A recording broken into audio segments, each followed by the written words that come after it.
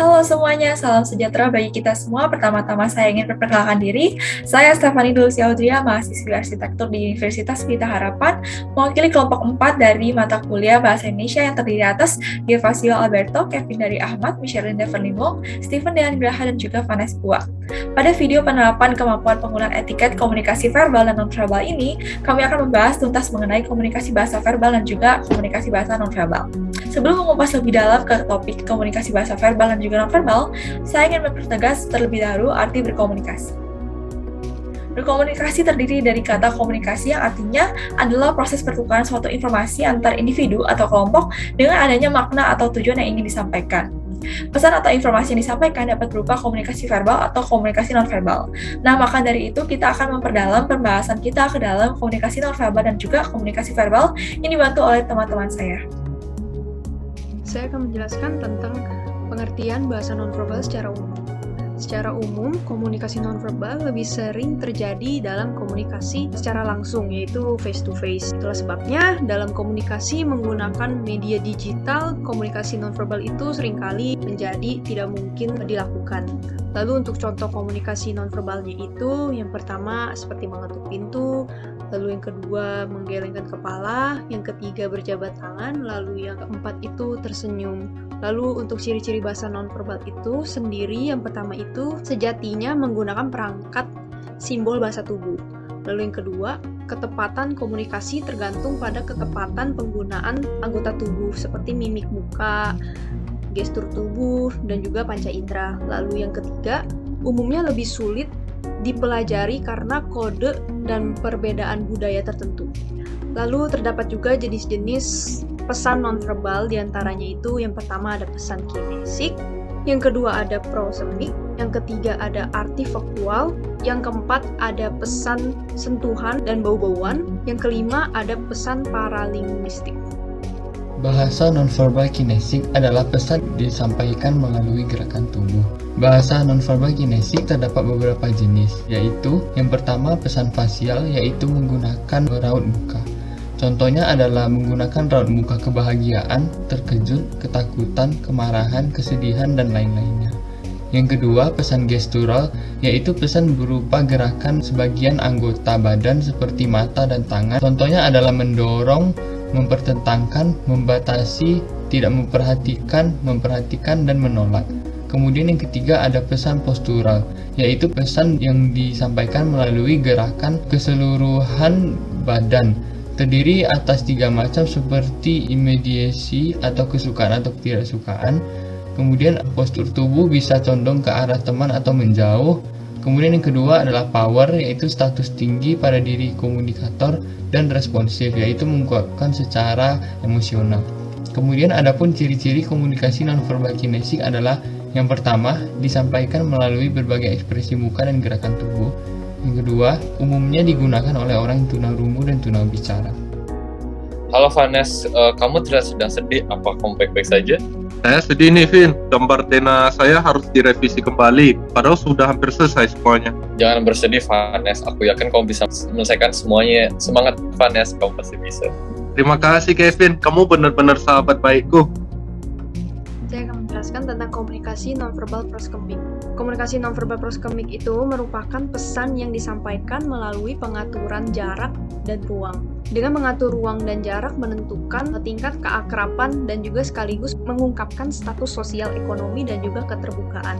Lalu ciri-ciri komunikasi nonverbal proskemik itu merupakan jarak atau ruang dalam komunikasi ini biasanya ditentukan oleh seberapa akrabnya dan nyamannya kita terhadap lawan bicara kita. Jadi ruang pribadi seseorang itu biasanya 0,5 meter sampai 1,5 meter. Nah, jarak ini itu merupakan jarak saat kita melakukan komunikasi dengan orang yang lebih dekat dengan kita. Misalnya seperti kekasih, keluarga, dan juga sahabat. Lalu sementara itu, jarak yang biasanya pantas untuk komunikasi profesional dengan rekan kerja itu sekitar 0,5 meter sampai 4 meter. Kevin, menurutmu bagaimana setelah kamu melihat arsitektural ini? Arsitektur itu menurut saya pasti sangat indah. Repetition-nya ada dalam fasad.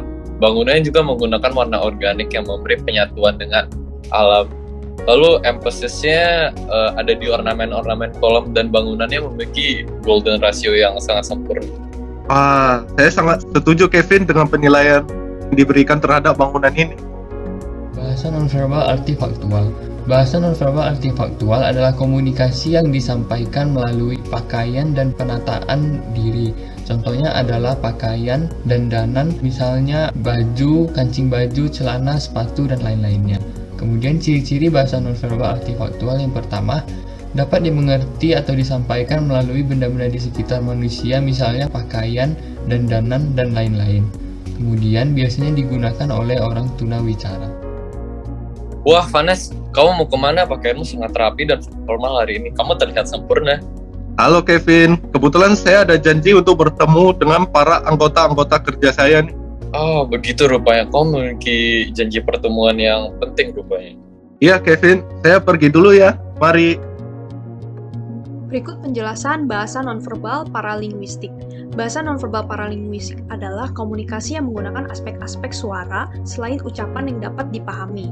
Misalnya kecepatan berbicara, tinggi rendah nada, volume suara, intonasi, siulan, tangisan, dan masih banyak lainnya. Setiap ciri-ciri suara ini mengkomunikasikan emosi dan pikiran tertentu. Lalu ciri-ciri bahasa nonverbal paralinguistik ini, yang pertama itu menggunakan media suara untuk menyampaikan pesan. Lalu yang kedua, dapat digunakan oleh orang tunanetra.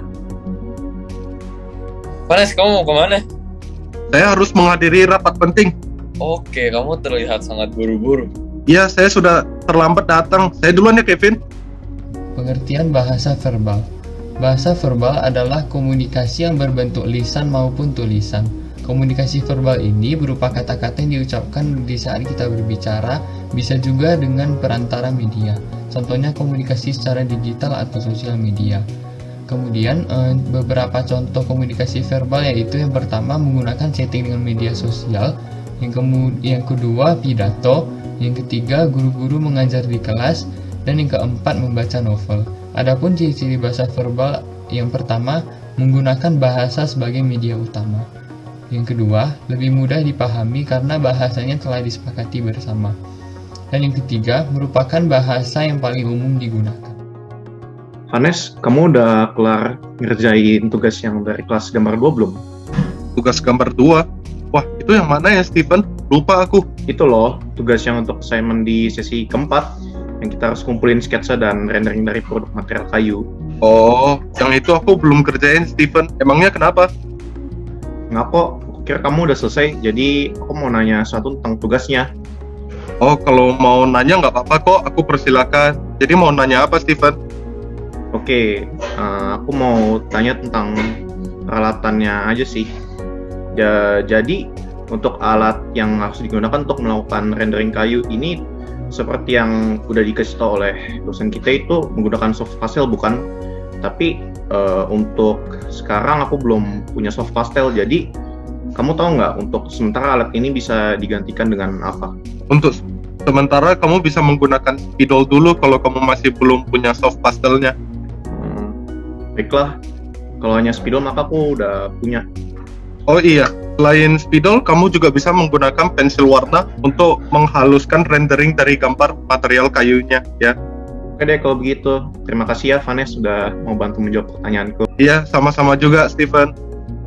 Dalam kebanyakan komunikasi yang berlangsung, kebanyakan dari kita hampir selalu melibatkan penggunaan lambang-lambang verbal dan nonverbal secara bersamaan. Keduanya memiliki sifat yang masing-masing tidak dapat saling dipisahkan. Bahasa nonverbal menjadi komplemen atau pelengkap bahasa verbal. Namun, lambang-lambang nonverbal juga dapat berfungsi kontradiktif, pengulangan, bahkan pengganti ungkapan-ungkapan verbal. Sebagai contoh, ketika saya mengucapkan terima kasih, kita melengkapinya dengan tersenyum. Jadi, kesimpulannya, komunikasi verbal yang termasuk dalam komunikasi vokal adalah bahasa lisan, sedangkan yang tergolong dalam komunikasi non-vokal adalah bahasa tertulis. Sementara komunikasi non-verbal yang termasuk dalam komunikasi vokal adalah nada, suara, jerita, dan juga kualitas suara. Sedangkan yang termasuk dalam komunikasi non-vokal adalah isyarat, gerakan tubuh, penampilan, ekspresi wajah, dan sebagainya. Keduanya dibutuhkan untuk berlangsungnya komunikasi yang efektif. Sekian kiranya video penjelasan dari kami. Sekiranya penjelasan dari kami bermanfaat bagi Anda semua, saya Stephanie Dulce Audria, pamit mengundurkan diri. Terima kasih.